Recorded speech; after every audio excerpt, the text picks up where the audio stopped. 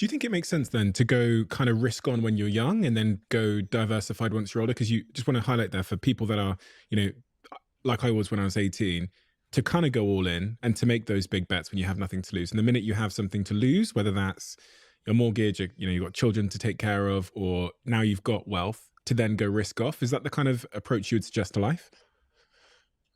I think generally speaking, you can't be as risk aggressive when you have kids.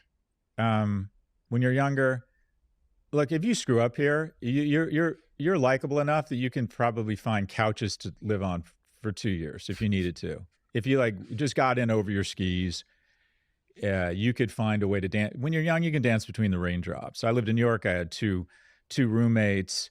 When I started my business, my girlfriend paid our rent, and because I didn't have kids or dogs.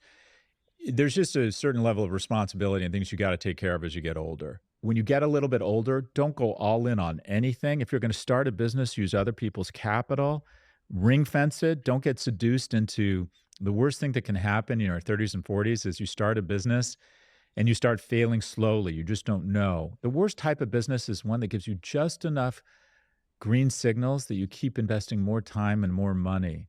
Like red envelope, that's what people know me for. That's the worst thing that can happen to somebody because it failed slowly. It failed over 11 years.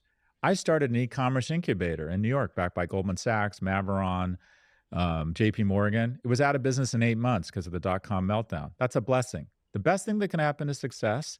The second best thing is fast failure. The worst thing that can happen to you is slow failure. You can't have slow failure in your 30s and 40s.